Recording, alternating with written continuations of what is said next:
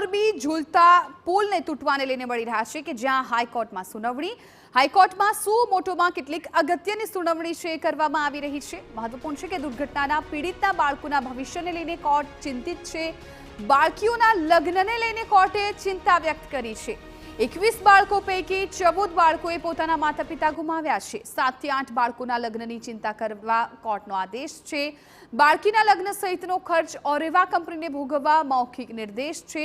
બાળકોના પ્રાથમિક સહિત ઉચ્ચ શિક્ષણનો ખર્ચ ભોગવવા ઓરેવા કંપનીને આદેશ અપાયો છે।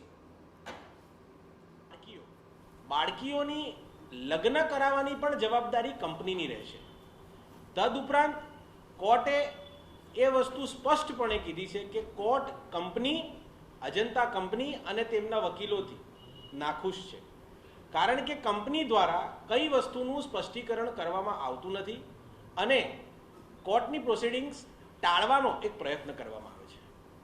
તદુપરાંત નામદાર ગુજરાત હાઈકોર્ટની અંદર એ વસ્તુની પણ સ્પષ્ટતા થઈ છે કે કોર્પસ તરીકે જે 15 લાખ રૂપિયા ડિપોઝિટ કરવામાં આવ્યા છે એ ખૂબ જ ઓછા છે અને કોર્ટ તરફથી એક સંકેત આપવામાં આવ્યો છે તે મિનિમમ 1 ને 5 15 નહીં પર 5 ને 0 50 હોવા જોઈએ અને 50 લાખ ડિપોઝિટ કરવા માટેની કોર્ટનું એક અવલોકન રહ્યું છે, જે મુદ્દે હજુ ઓર્ડર પાસ થયો।